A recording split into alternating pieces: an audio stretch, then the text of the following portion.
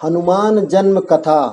पौराणिक मान्यता के मुताबिक हनुमान जी का जन्म चैत्र पूर्णिमा में मंगलवार के दिन हुआ था। भगवान श्री हनुमान को पवन पुत्र के नाम से भी जाना जाता है।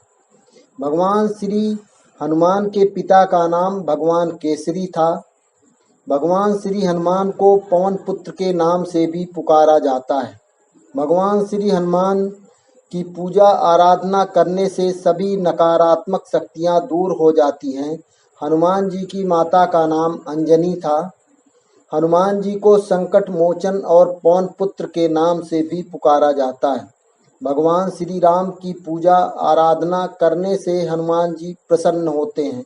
वो भगवान श्री राम के भक्तों की हर पीड़ा को दूर करते हैं। ऐसी मान्यता है कि जिस घर में भगवान श्री हनुमान की पूजा आराधना होती है उस घर में कोई भी नकारात्मक शक्तियों का वास नहीं होता है। एक बार भगवान इंद्र ऋषि दुर्वासा द्वारा आयोजित स्वर्ग में एक औपचारिक बैठक में भाग ले रहे थे। तब उस समय हर कोई एक गहन मंथन में डूबा था। पुंजिक स्थली नाम की एक अप्सरा अनजाने में उस बैठक में विघ्न पैदा कर रही थी। तभी ऋषि दुर्वासा ने उसे ऐसा नहीं करने को कहा।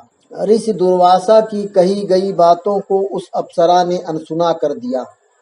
ये देखकर वो नाराज हो गए। तब ऋषि दुर्वासा ने उसे श्राप देते हुए कहा कि तुमने एक बंदर की तरह काम किया है, इसलिए तुम उसी प्रकार एक बंदरिया बन जाओ। ऋषि दुर्वासा के शाप की बात सुनकर अप्सरा को अपनी गलती का एहसास हुआ और वो उनसे रोते हुए क्षमा मांगने लगी। अप्सरा ने ऋषि दुर्वासा से कहा कि हे ऋषि, मुझे क्षमा कर दें, मैं आपको परेशान करने के लिए यह काम नहीं कर रही थी। मुझे इस बात का तनिक भी अंदाजा नहीं था कि मेरी ऐसी मूर्खता का मुझे ऐसा परिणाम मिलेगा।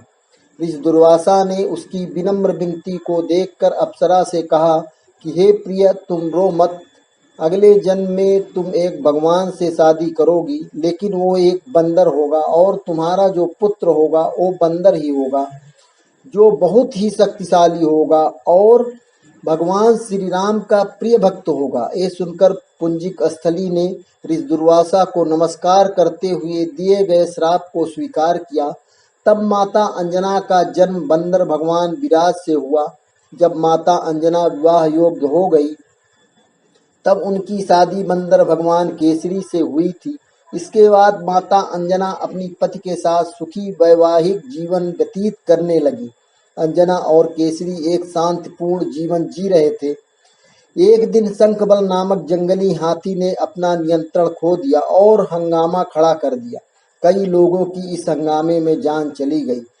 कितने ऋषि इस वजह से अपना अनुष्ठान पूरा नहीं कर सके। भगवान केसरी श्री शंखबल से बेहद प्रेम करते थे।